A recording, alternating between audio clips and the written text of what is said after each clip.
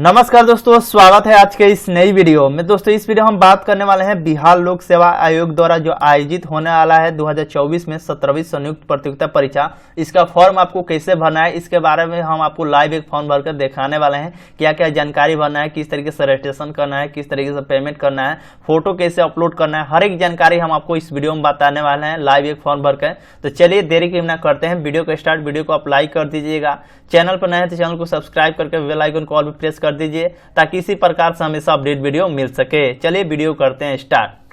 तो फाइनली दोस्तों video description में हमने एक लिंक दिया है, जिस उस लिंक पर क्लिक करेंगे डायरेक्टली आप इस वाले वेबसाइट पे चलेंगे जो कि बिहार लोक सेवा आयोग की ऑफिशियली वेबसाइट है। यहाँ पे आने के बाद सबसे पहले आपको लॉगिन करना होगा। तो फाइनली दोस्तों वीडियो डिस्क्रिप्शन में हमने एक लिंक दिया है, जिस उस लिंक पर क्लिक करेंगे तो बिहार लोक सेवा आयोग के ऑफिशियली वेबसाइट पे चले आएंगे और यहाँ पे आएंगे तो सबसे पहले आपको रजिस्ट्रेशन करना पड़ेगा, जो कि देख सकते हैं यहाँ पे click here for on time registration का ऑप्शन दिखाई दे रहा है। इस पर आपको क्लिक करना होगा और जैसे आप उस पर क्लिक करेंगे वन टाइम रजिस्ट्रेशन के डैशबोर्ड पे चलेंगे, जहाँ पे आपको देखने को मिल रहा होगा सबसे पहले आपको कंडीशन जो दिख रहा है, जहाँ पे स्टार जो लगा है यहाँ पे, ये आपको खाली नहीं छोड़ना। इसको आपको फॉर्म एक भरते समय आपको भरना ही होगा, जो कि यहाँ पे आपको देखने को मिल जाए, जो कि इसमें साफ साफ बता दिया कि इसको आपको खाली नहीं छोड़ना है। तो सबसे पहले कैंडिडेट का फर्स्ट नेम आपको यहाँ से लिखना है, कैंडिडेट का मिडिल नेम, कैंडिडेट का लास्ट नेम। जैसे कि बहुत से ऐसे कैंडिडेट हैं जिनका नाम होता है लाल बाबू कुमार, राम भरत कुमार, जो कि यहाँ पे डालेंगे लाल और बीच में डालेंगे बाबू, लास्ट में डालेंगे कुमार। और बहुत से कैंडिडेट का नाम होता है शिबू कुमार, तो यहाँ पे फर्स्ट में डालेंगे शिबू, यहाँ पे फर्स्ट में डालेंगे शिबू और लास्ट में डाल देंगे कुमार। ठीक, तो इस तरीके से आप अपना जानकारी भरिएगा। वहाँ पे डालने के बाद यहाँ पे वेरीफाई नेम का ऑप्शन डालिएगा। अब यहाँ पे फुल नेम आपको लिख देना है, क्या है तो शिबू, और लास्ट में लिख दीजिएगा कुमार। यहाँ फुल नेम आपको लिख देना है जो भी आपका नाम होगा। अब यहाँ पे नेक्स्ट में पूछाएगा डेट ऑफ बर्थ, यानी डेट ऑफ बर्थ आपका कौन सा है, तो इस पर क्लिक करके जो भी आपका डेट ऑफ बर्थ जो होगा आप अपने डेट ऑफ बर्थ सेलेक्ट कर लीजिएगा। मंथ आपका कौन सा है, अब ईयर आपका कौन सा है तो आप अपने ईयर इसमें सेलेक्ट कर सकते हैं। जो भी आपका ईयर होगा अच्छी तरह से इसमें सेलेक्ट कर लीजिएगा। जो भी डेट ऑफ बर्थ भरिएगा दोस्तों जानकारी के अच्छी तरह से भरिएगा, क्योंकि डेट ऑफ बर्थ में बहुत से कैंडिडेट का गलत हो जाता है तो उस परिस्थिति में उनको फॉर्म रिजेक्ट कर दिया जाता है। तो यहाँ पे डेट ऑफ बर्थ भरिएगा, वही सेम जानकारी यानी कि वेरीफाई आपको करा लेना है डेट ऑफ बर्थ। तो फिर से यानी जो भी जानकारी इसमें मांगा जा रहा है दोस्तों 2 बार मांगा जा रहा है, क्योंकि वेरीफाई कराया जा रहा है इसी वक्त, ताकि आप गलती ना करें इसमें। तो अपना जानकारी इसमें अच्छी तरह से भर दीजिएगा जो भी जानकारी होगा। उसके बाद यहाँ से बोलेगा कि फादर्स नेम आपका क्या है, तो फादर्स नेम जो भी आपका होगा फादर्स नेम आपको अपना डाल दीजिएगा अच्छी तरह से। और फादर्स नेम फिर से आने के दोबारा यहाँ से आपको डाल देना, वेरीफाई करा रहा है यहाँ पे फादर्स नेम दोबारा डालना है। उसके बाद यहाँ से विवाहित महिलाओं के लिए है, तो यहाँ से अपना हस्बैंड का नाम डालेंगे, ये विवाहित होंगे तो यहाँ पे हस्बैंड का नाम डालेंगे, जो भी अगर महिला भर रही तो, अगर नहीं है तो इसे छोड़ देंगे। उसके बाद यहाँ से मदर्स का नाम डाल दीजिएगा, अगर पुरुष भर हैं तो उनका पिता का नाम यहाँ पे हो गया। तो और यहाँ पे देख सकते हैं मदर्स नेम का आपको आएगा, तो आपको अपना मदर्स नेम डाल दीजिएगा यहाँ से अच्छी तरह से। मदर्स नेम जो भी होगा यहाँ से फिर से वेरीफाई आपको करा लेना है मदर्स नेम। और यहाँ पे आपको बताना है कि मैरिड स्टेटस, तो जाहिर सी बात है हमारे केस में तो शादीशुदा नहीं है तो हम अनमैरिड करेंगे यहाँ पे। और फिर से यहाँ पे वेरीफाई करना है अनमैरिड। अगर आप मैरिड हैं तो यहाँ पे मैरिड का ऑप्शन पे क्लिक कर दीजिएगा। आप अपने केस में देख सकते हैं तो हम अनमैरिड हैं, मैरिड अनमैरिड पर क्लिक करेंगे, यहाँ पे दोनों पे आपको क्लिक करना होगा, जो कि यहाँ पे यहाँ से देखने को मिल जाएगा वेरीफाई मैरिड स्टेटस का ऑप्शन, इस पर आपको क्लिक कर देना है। उसके बाद जेंडर आप मेल है तो मेल के ऑप्शन पर क्लिक करिएगा, यहाँ पे वेरीफाई करा लीजिएगा। उसके बाद सेलेक्ट टाइप का ऑप्शन दिखलाई दे रहा है। तो यहाँ पे बहुत से केस में आपको गड़बड़ नहीं करना है, क्योंकि यहीं पे अगर आप गड़बड़ करेंगे तो हो सकता है कि एग्जाम फी जो भी है इसका यानी कि फॉर्म भरें तो उसका एक्स्ट्रा चार्ज आपको लग सकता है। जैसे कि यहाँ पे आधार का ऑप्शन दिखलाई दे रहा है, आधार नंबर डाल के यहाँ पे आधार नंबर आपको डाल देना है। बहुत से केस में सोचेंगे कि नहीं हम आधार नंबर नहीं डालेंगे तो पेन नंबर डालेंगे, तो इस पर क्लिक करेंगे तो आप जो भी इसका जो एडिशनल फी जो है उसमें 200 रुपये आपको एक्स्ट्रा बढ़ जाएगा, जो कि देख सकते विल भी चार्ज यानी कि 200 रुपये एक्स्ट्रा लगेगा। इसे आप कट करिएगा, वहीं पर ड्राइविंग लाइसेंस भी देंगे तो भी आपको यहाँ से 200 रुपये आपको लगने वाला है एक्स्ट्रा। इसे ना करके आप अपना आधार नंबर डाल दीजिएगा, जो भी आपका आधार नंबर का 12 अंक का आधार नंबर होगा जो भी आपका होगा, तो इसमें डालकर उसके बाद फिर से यहाँ से दोबारा डाल दीजिएगा। उसके बाद आधार का PDF जो होगा बनाकर इसे आपको अपलोड कर देना है। 100 KB के नीचे आपका PDF फाइल होना चाहिए। फुल नोटिफिकेशन इसके बारे में जानकारी दिया गया, तो आप देख लीजिएगा। यहाँ से आधार का PDF फाइल अपलोड कर देना है। अब यहाँ से बोला गया कि आप इंडिया के हैं तो यस नो में आपको जवाब देना है, तो यस कर दीजिएगा। और क्या आप बिहार का रहने वाला है, यहाँ पे बोला गया कि permanent residence original of state of Bihar, क्या आप बिहार का रहने वाले हैं तो यस करेंगे। तो बिहार का रहने वाले हैं तो उनका जो भी रेसिडेंशियल सर्टिफिकेट होगा वो आपको डालना पड़ेगा। अगर आप अदर स्टेट से आवेदन करें तो यहाँ पे नो करेंगे तो आपको जो भी इसका आरक्षण का जो लाभ है वो आपको नहीं दिया जाएगा। तो इस बातों को ध्यान रखिएगा। तो अगर आप बिहार से हैं तो यस करिएगा। और यहाँ पे बोला गया कि permanent residential organ state Bihar, तो यस करेंगे, वही जानकारी दिया गया। और यहाँ पे आपको सर्टिफिकेट नंबर डाल देना है, जो भी आपका निवास प्रमाण पत्र है यानी कि परमानेंट रेसिडेंट सर्टिफिकेट, वो डालकर कब वो इशू हुआ था इसमें आपको डेट मैंने चेंज कर लीजिएगा, डेट कब वो आपका निवास प्रमाण पत्र इशू हुआ था, रेसिडेंशियल सर्टिफिकेट। और यहाँ पे अपलोड आपका जो भी रेसिडेंशियल सर्टिफिकेट है आपको अपलोड कर देना है।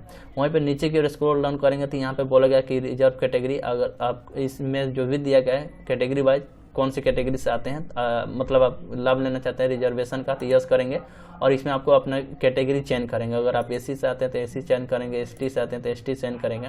वहीं पे अगर आप ईबीसी से आते हैं तो आपको यहाँ से एनसीएल सर्टिफिकेट आपको अपलोड करना होगा, उसके बारे में जानकारी देना। और बीसी से आते हैं तो वो भी आपको जानकारी भरना होगा। वहीं पे एसी और एसटी वालों को इसका जानकारी नहीं भरना होता है, आपको पता होगा।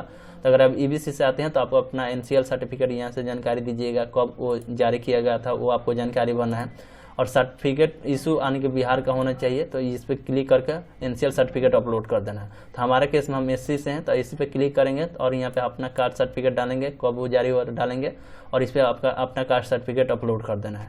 जस्ट नीचे स्क्रॉल डाउन करेंगे तो यहाँ से बोला गया है कि आप फ्रीडम फाइटर के नाती नता पोता पोती हैं, तो आप यस करेंगे तो इसका सर्टिफिकेट आपको देना पड़ेगा। फ्रीडम फाइटर का जो भी सर्टिफिकेट होता है और कब इशू हुआ था वो आपको देना पड़ेगा। अगर नहीं है तो इसमें नो करेंगे तो कुछ भी जानकारी नहीं देना पड़ेगा। अब यहाँ से बोला गया कि आप विकलांग है यानी कि पीडब्ल्यूडी विकलांग है, डिसेबिलिटी जो बोला गया, तो अगर यस होंगे तो कौन, यहाँ पे बोला गया कि बीपीएससी मेरे द्वारा दी गई दिव्यांगता का परीक्षण करवा सकता है जिससे के आधार पर मिली दिव्यांगता के मान्य होगी या मुझसे कोई आपत्ति नहीं होगी। तो ओके के ऑप्शन में क्लिक करेंगे तो किस प्रकार से दिव्यांगता है इसके बारे में आपको जानकारी भरना होगा, जो कि यहाँ पे बताया गया। अगर नहीं है तो नो करेंगे, अगर हैं तो इसमें चेंज करेंगे।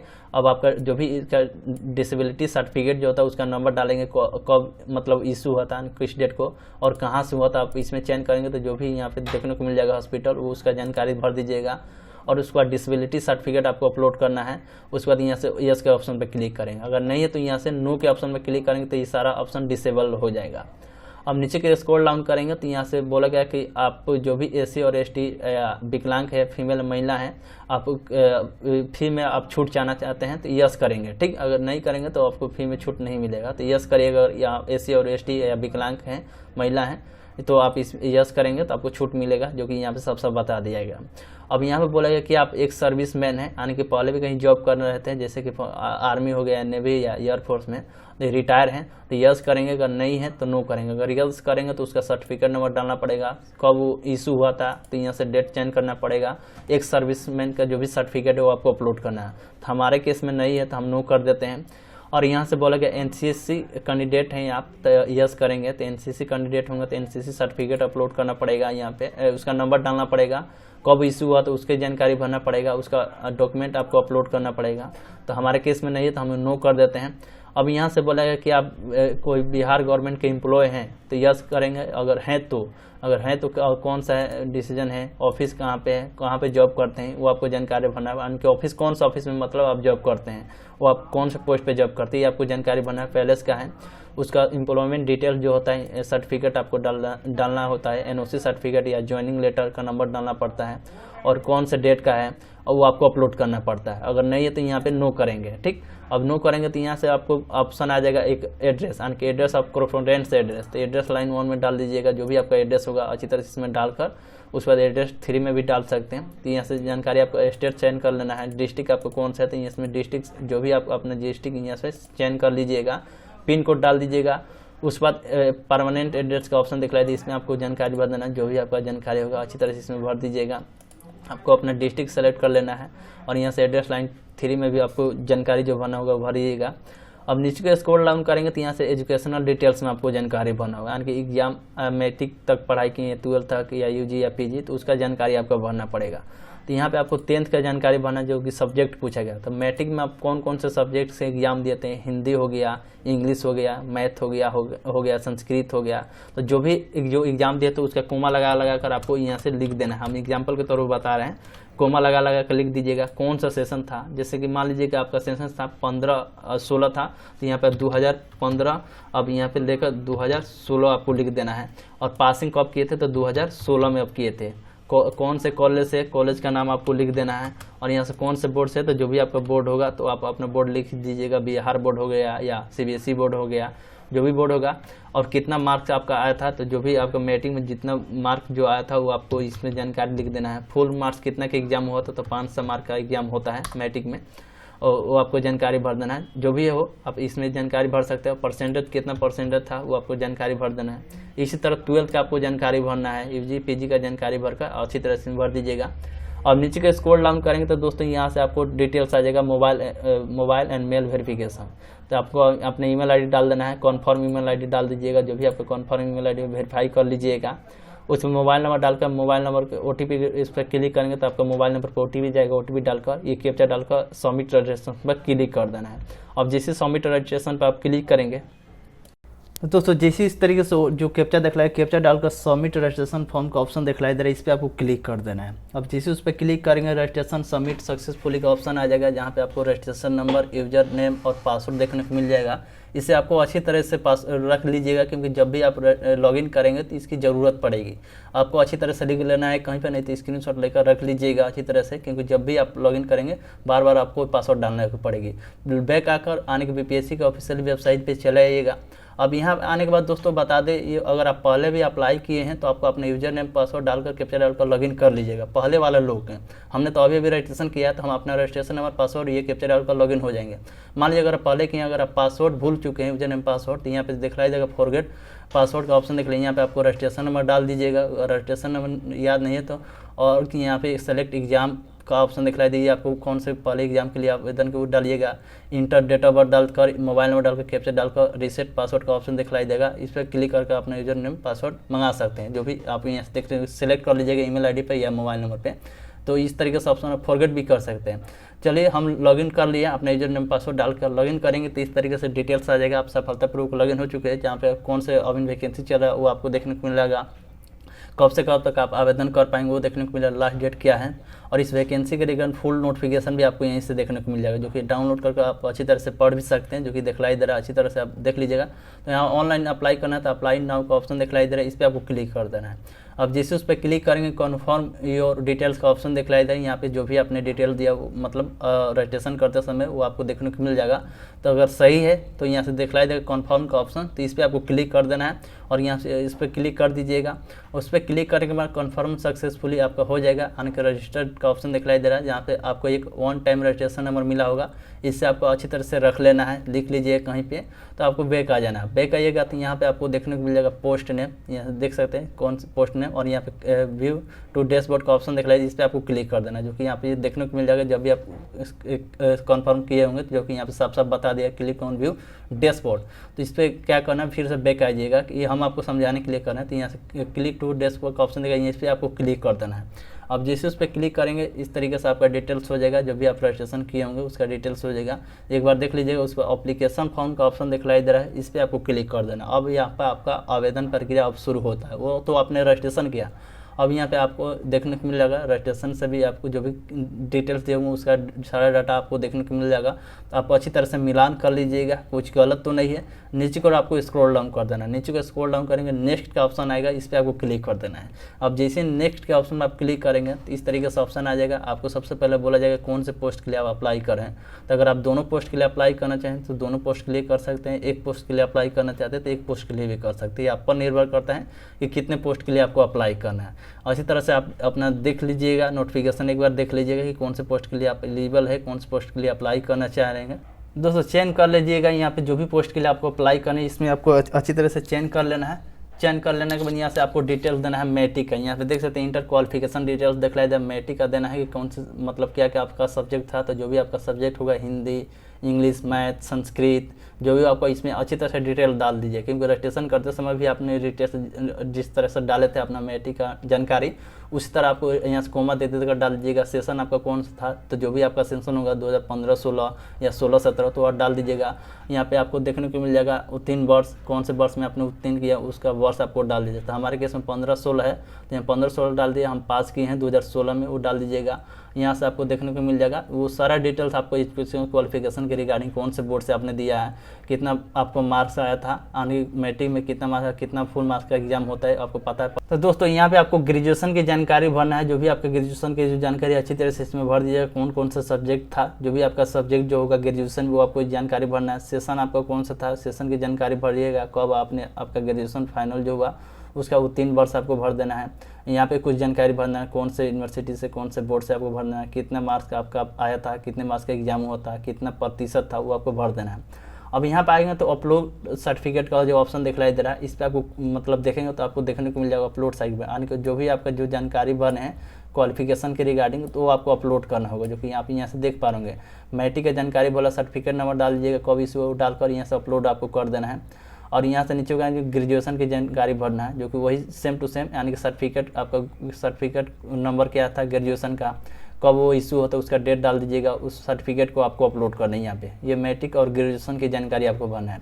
अब यहाँ पे आ जाएगा, जो कि देख सकते हैं यहाँ पे बोला कि अंतिम रूप से नियोजन की, यानी कि पहले भी काम किए हैं कहीं पे जॉब किए हैं तो यस या नो में आपको जानकारी भर देना है। अगर किए होंगे तो यस करिएगा तो आपको बताना है कि पोस्ट अस्थायी था कि अस्थायी था, बता दीजिएगा। अगर नहीं किए हैं तो यहाँ पे नो छोड़ दीजिएगा, नो ही रहने दीजिएगा नहीं किए होंगे तो। अगर किए होंगे तो आपको उसकी जानकारी भरना है, उसके जो भी डिटेल्स है वो आपको कौन से पोस्ट पे काम करते, कहाँ पे काम करते उसके बारे में जानकारी भरना है। ठीक, नीचे को स्क्रॉल डाउन करेंगे तो यहाँ पे यदि देखने को मिलेगा 11 नंबर में बोला गया कि यदि ये आपको जानकारी यस नंबर भर देना है। जो भी इसमें जानकारी आपको अपने असर से बताना है कि क्या आपसे पूछा उम्मीदवारों के जिन जिन स्थानों पर बीते 3 वर्ष में अधिक निवास किया है तो उसकी आपको जानकारी भरना है। मान लीजिए मतलब बोला गया कि 6 माह के अंदर आपने कहाँ पर मतलब अगर कहीं रह कर आए हैं, मतलब कहीं रहे हैं उसके बारे में जानकारी भरना है। जिन स्थानों पर विगत 3 वर्षों से 6 माह से अधिक यानी कि निवास किए हैं उसकी जानकारी भरना कि निवास का स्थान क्या था। अगर आपका एड्रेस जो होगा यहाँ से पूरा पता में आपको डाल देना है। इसके बारे में फुल डिटेल्स आप खुद से बता सकते हैं इसमें कि क्या क्या जानकारी मांगा, जो कि साफ साफ इसमें बोल देगा। अगर आप मतलब 3 वर्ष में से 6 माह के लिए अधिक अगर निवास किए हैं तो उसके बारे में जानकारी में कब से किए, डेट क्या था, कब से लेकर कब तक किए, उसके बारे में यहाँ पे आपको जानकारी भरना होगा। तो अगर आप किए होंगे तो उसकी जानकारी भरिएगा, नहीं किए तो पूरा पता आपको यहाँ से लिख देना है। ठीक, नहीं किए तो आप इसे छोड़ भी सकते हैं, जो कि इसमें देख सकते हैं। अगर किए हैं तो आप जानकारी भरिएगा कहाँ से कहाँ तक, नहीं किए तो यहाँ से पूरा पता आपको भर देना है। तो ये पता भर दीजिएगा अच्छी तरह से, आपको देख लेना है कि क्या क्या इसमें जानकारी है। उसके बाद देख सकते हैं उम्मीदवार की लंबाई जो बोला गया है कि आपको अपना लंबाई के बारे में बताना है, कितना सेंटीमीटर में, फीट में जानकारी भरना है, इंच में जानकारी भरना, तो वो आपको जानकारी इसमें भर दीजिएगा। छाती का चौड़ाई आपके पास पूछा जाएगा, छाती का चौड़ाई कितना है तो उसके बारे में आपको जानकारी भर दीजिएगा। छाती की चौड़ाई जो भी होगा फुलाकर कितना हो रहा है, तो ये सारा डिटेल्स में मांगा गया है, तो आपको अपने स्तर से अच्छी तरह दे दीजिएगा। और इसमें बोला गया कि निर्धारित पहले सही 2 विवरण के आपको उम्मीदवार के 6 माह से अधिक जानते हो उसका आपको संबंधित बताना है। जैसे कि मान 6 माह के अंदर आपको किसी व्यक्ति से मतलब मिले हैं, वो आपको जानते हैं, वो आपको इसमें नहीं कि आपके परिवार में किसी सदस्य के नाम लिखना है, ऐसा बिल्कुल नहीं, वो लिख दीजिएगा। अब उम्मीदवार के शारीरिक आने के उम्मीदवार के आप शारीरिक पहचान बताने कि आपके शरीर पर कोई काटा फटा का निशान है, कोई तिल का निशान है गाल पर, या जो भी हो आपके अपने शरीर पर मार्क्स अगर हो तो उसके बारे में बताइएगा, नहीं है तो नो मार्क्स लिख दीजिएगा।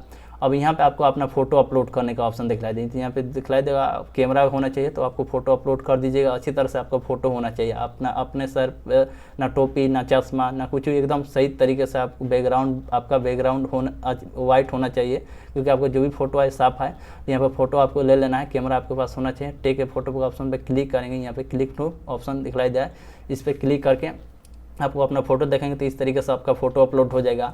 और यहाँ पे इंग्लिश में सिग्नेचर अपलोड कर देना है, जो भी आपका सिग्नेचर होगा, जो भी कैंडिडेट का फॉर्म, यहाँ पे हिंदी में आपको सिग्नेचर अपलोड कर देना है। ये घोषणा पढ़ कर इस पर टिक आउट करके यहाँ से प्रीवियस का ऑप्शन दिखला देंगे, यहाँ पे प्रीव्यू का ऑप्शन एक बार यहाँ से देख लेना है प्रीव्यू, और नहीं तो इस पर आपको क्लिक कर देना है। अभी जैसे उस पर क्लिक करेंगे क्लिक टू पेमेंट का ऑप्शन आ जाएगा, आपको अपना पेमेंट कर देना है। एक बार फॉर्म देख लीजिएगा, जो भी आपने जानकारी भरा वो सही है, और सही होगा तो पेमेंट आपको करना होगा। तो यहाँ पे बहुत सारा ऑप्शन मिल जाता है, यूपीआई, फ़ोनपे, गूगल पे, पेटीएम, उस थ्रू आप अपना पेमेंट कर सकते हैं। दोस्तों इसी तरीके से आप इसका फॉर्म भर सकते हैं। वीडियो आपको कैसा लगा कमेंट करके जरूर बताइएगा, अच्छा लगा तो लाइक करिएगा, अपने दोस्तों में शेयर करिए ताकि सभी को इसके बारे में जानकारी मिल सके। चलिए मिलते किसी नेक्स्ट वीडियो में, तब तक के लिए धन्यवाद।